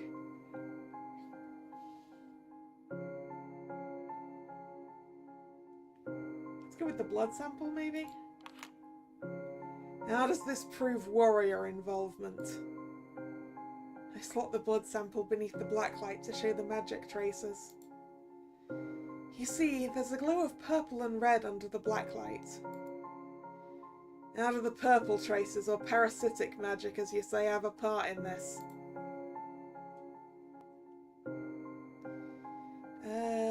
The blood's fairy blood. That's because this blood is fairies, and their blood contains traces of their own magic. This is further supported by the blood sample analysis. Fairies' blood has a high content of phosphorus, just like reported. Adding to that, the missing iron. Fairies have an aversion toward iron, they don't have it in their blood. They can still, however, withstand the iron in human blood. That's why some parasitic fae like to drink our blood.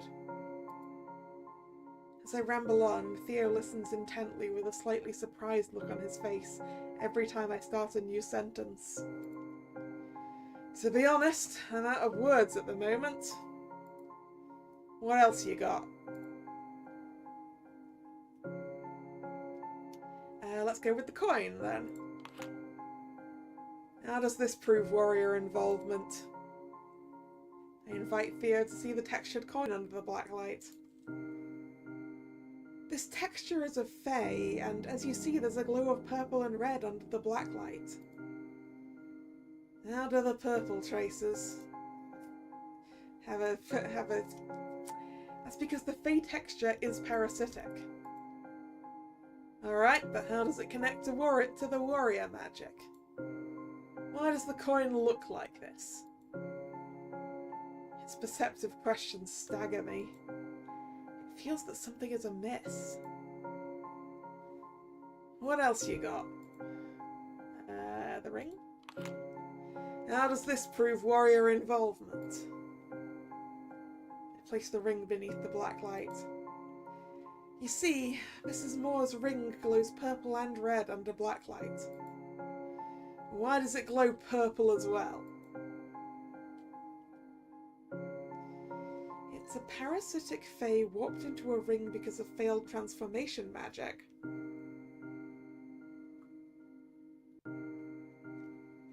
Or it's part of transformation magic.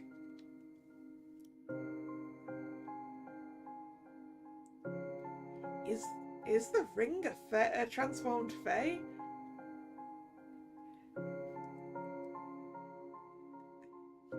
Do changelings include creating the clothes and stuff?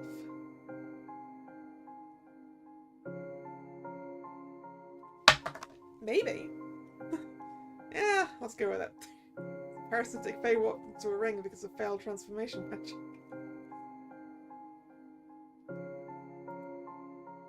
It's a parasitic fae that got warped by a ring.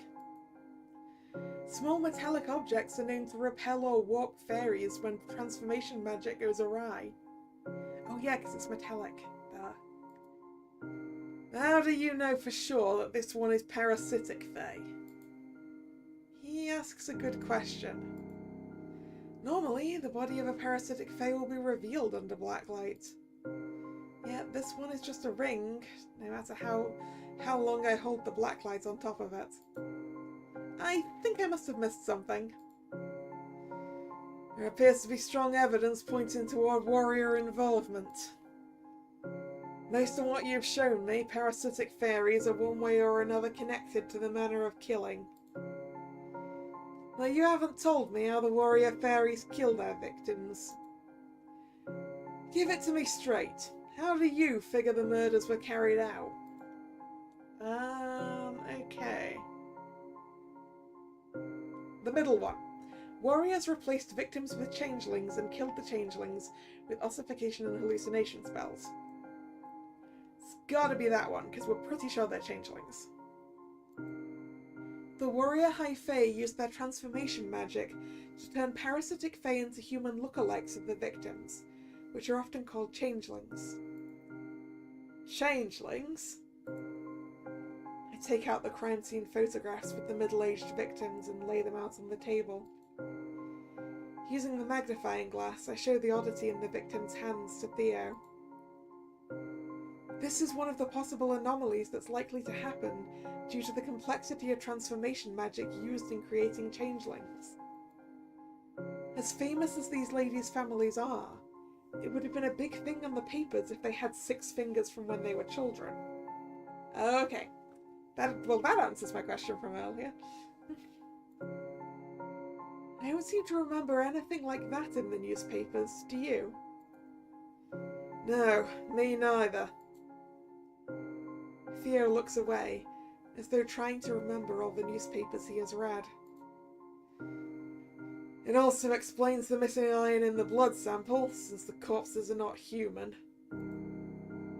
I wait until Theo meets my gaze again before continuing. Then they murder the changelings using ossification and hallucination magic. It's done to cover up what they really did to the real humans. What they really did? Like what? It could be anything. The real humans might be kidnapped to the fairyland, destined to wed certain fairies and bring forth offspring. Or be employed as a slave. Or tortured for amusement until they die. I shiver at the thought of it happening to the poor ladies. Theo appears to be unsettled by the same thoughts as well. Hold on, are you saying they might still be alive? There is a chance. Yet the realm of the fairies is still an enigma, even for those who study their kind. It does certainly sound like humans can make offspring with fairies.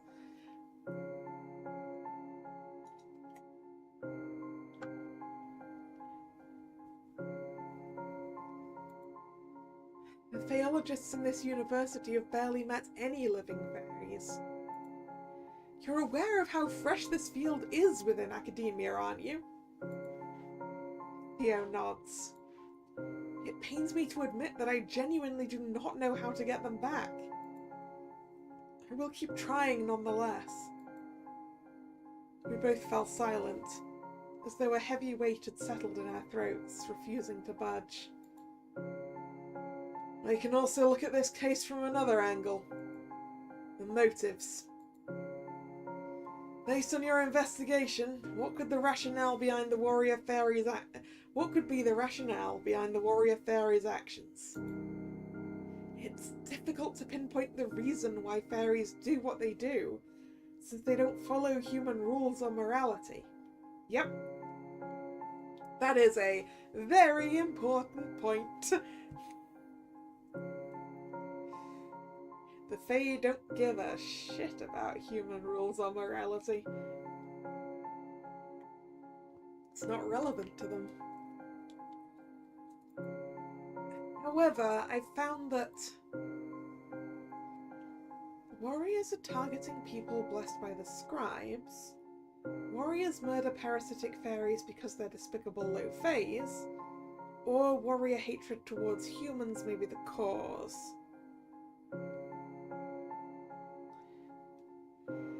I mean, we did read about the blessings. Oh, now I really wish I'd used the black light on those photos.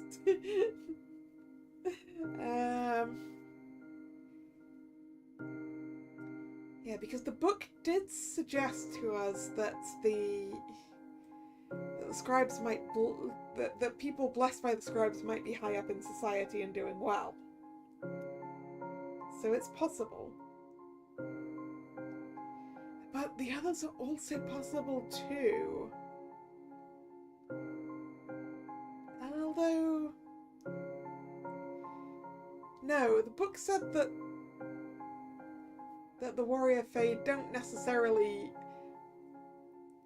come and attack humans like of their own accord. They tend to attack if you come at them, as it were. I think the middle one. I think it should be the middle one. Warriors murder parasitic fairies because they're despicable low faes.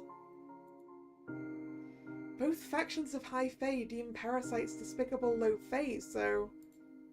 Hey, what are you doing?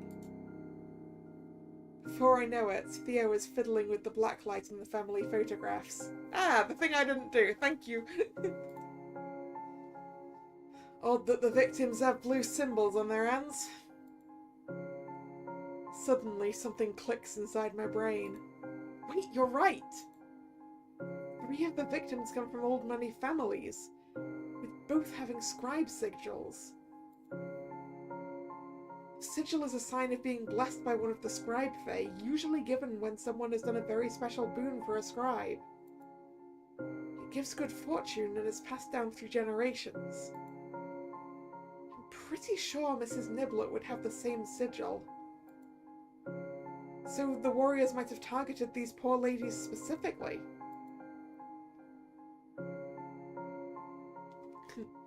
Yeah, the game has picked up on the fact that we didn't check that. Thank you, game. Theo appears amused as he observes my unfolding revelation. That does make sense. You just ought to be more thorough, it seems. I'm sorry, I didn't think about using the blacklight on the photos. That's my bad. Lastly, what have you found on the poor girl Mary Atcher? Any connections to fairies?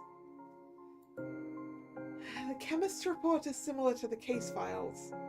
The blood is normal human blood, traces of arsenic. I didn't find any signs of fairy magic from the evidence. Not that I checked the photo, but you know. She mentioned that you might already be collecting purchase records from chemists all over the city. That's right. We're still investigating whether someone has a link to the girl. I see. The chemist's parents own a cosmetic company that produces the makeup powder in the evidence. She said it's popular among the upper-class ladies lately, since they've gotten Mary Pickford to do the advertisements. He picks out a small notebook and pen from his trench coat and starts writing. I'm not sure if this is useful. Every scrap of information counts. I ought to note down the things we talked about today as well. Your findings really threw me for a loop. I forgot to take notes. Of course, take your time. While Theo was writing, I tidy up my desk and put the evidence back in the box. Anything else you got? That's all I have for now. He puts his notebook and pen back into his coat. He heaves a sigh so heavy that I can believe he has the weight of the city on his shoulders. Even so, when he looks at me, there's a glint of something that wasn't there before. This fleck of illumination is all the more stark since we've started this discussion. It's hope, perhaps. A tiny, delicate thing is blooming in this room to counteract the overwhelming darkness and despair outside. I always knew you were clever. Even though I feel there are still some missing pieces to this puzzle, you've done well. I'm quite impressed. Thank you, Theo. He answers with a soft smile. Well, we've still got our work cut out for us. But at least for now, innocent people won't get thrown in jail thanks to you. I'm glad I could help. Now I just need to convince the chief and the papers. Thing is, I might have to bring up your name in my report. I can't predict how the papers will handle this, but it's possible they'll mention you in Faeology. This is good for your field, of course, but it could draw unwanted, dangerous attention your way. I'll be fine, Theo. I can protect myself. This is what the field needs. Indeed, you're more than capable of taking care of yourself. I know that very well. I do appreciate you worrying over me. Theo's concern seems to fade, but he lets out a sigh of relief. Well, this day's certainly been a ride. He glances at his wristwatch. I've still got time until I have to get back to the station. Fancy a drink with me? You can tell me more about fairies. I'll listen with less judgment this time. Just like I promised. I don't know if that's a good idea. Oh, I get it. Besides, I ought to finish some work. Alright. I'd better get going then. Be sure to take care of yourself. Same goes for you. The detective leaves. I get back to work. I finish grading the remaining assignments. When that's over, I summon my assistant to my office. Do you need anything, Professor? I'm in a celebratory mood. Do you want to have a drink with me? Why not? It's a Friday. What are we celebrating? A good day's work. For you and for me.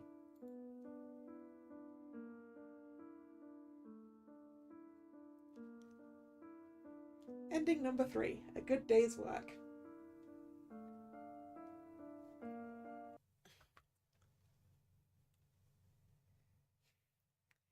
It's another afternoon in the office. My patron has stopped by to discuss a research project that I've been considering. Now that Faeology might get increased credibility, especially with the police, I think we should examine the prevalence of strange deaths caused by fairies, don't you think, Mr. Henkel? The police might agree to help us collect the data. I'm not so sure about that. It would take time for the police to trust us to that extent. Besides, wouldn't it be more pressing to focus on your research on warrior fays? We have to talk. Before I can respond, 2 individuals suddenly barge into my office. Sorry, I tried to stop him, but couldn't. Even though I've told him you're in a meeting right now. That's okay, Minnie. You can let me handle this. If you say so, Professor. Minnie grumbles at Theo as she walks out. What's eating you, Theo? Theo doesn't so much as glance at Mr. Henkel. He unfurls a rolled-up newspaper from the inner pocket of his coat. He hands it to me. Oh no. At a glance, I can see the phrases, "Fairies are real, evil is afoot, and fairies killing humans," spelled out in bold, oversized letters. And also, "Dance till death." Yeah. As I begin reading, my patron peers over my shoulder to read as well. It's not the chief's statement that made the front page. It's another bizarre murder. And this time, the victim is a beloved celebrity. She danced until her body gave out. They wrote out all the excessively grisly details connected to her death. Moreover, the reports surrounding the other homicides have been thoroughly sensationalized and exaggerated. They've depicted fairies as evil enemies of mankind, and in some parts they even insinuate that war between beings is brewing. Reading all of this makes my heart sink and my stomach churn. I need to put the paper down for a moment. This is truly awful. I've already checked out the crime scene. The details of this latest incident look similar to what we've uncovered from the previous murders. Given everything, I'd say fairies definitely in the picture here. Though it's hard to make heads or tails of all this. It's very difficult to grasp their motives, but judging by the methods and frequency, I have to say this is significant. Something big might be going on in the land of the fairies. As the conversation unfolds, Mr. Henkel appears to be deeply in thought. I need you to check something really quickly. Theo gives me a photograph of the celebrity. Knowing exactly what he wants, I retrieve the blacklight from my drawer and examine the photograph closely. Both Theo and Mr. Henkel peek over my shoulder to see. A sigil.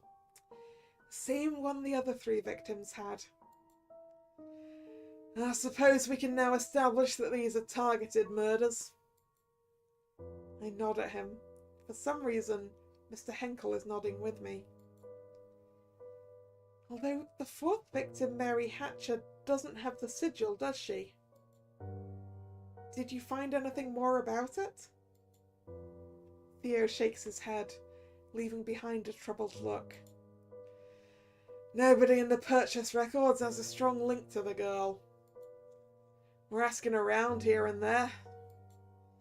The girl was a saint. Everybody loved her. Her squabble with Mrs. Niblett is the strongest lead we have.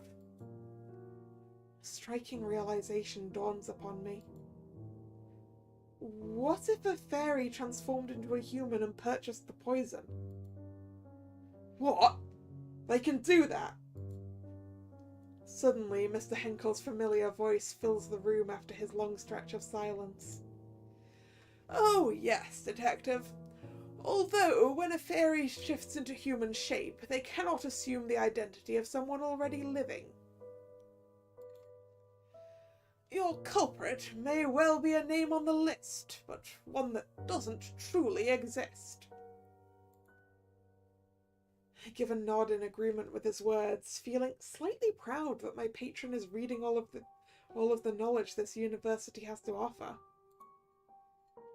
Theo flinches at Mr. Henkel's input, clearly having dismissed him as part of the furniture.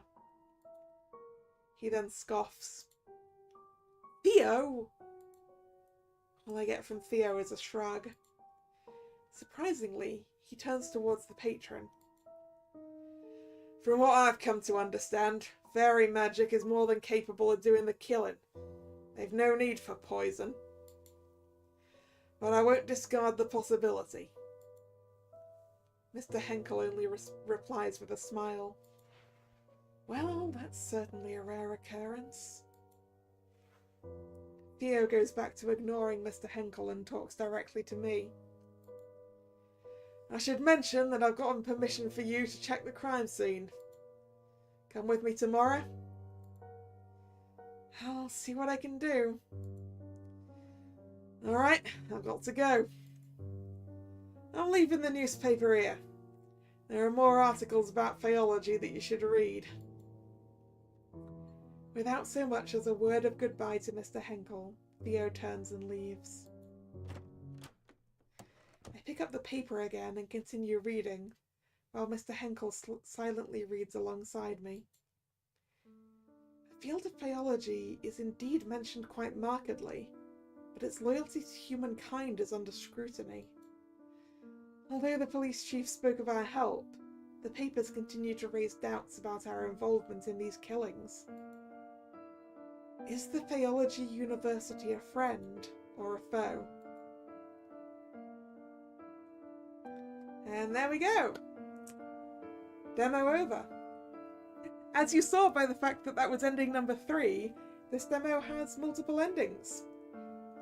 And if you want to check them out for yourself, there's a link in the description to the Steam page for this game if you want to go check out the demo yourself, check out some of the other endings, wishlist the game if it sounds interesting to you.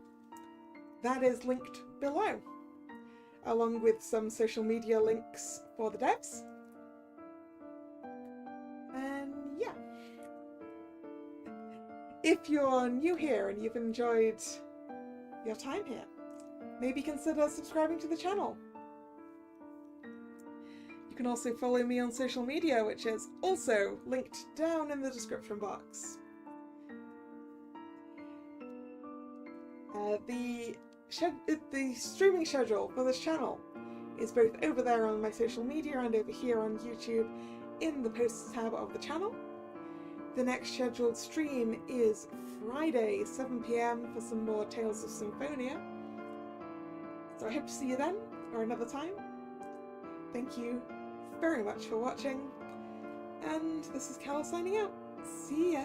Bye bye!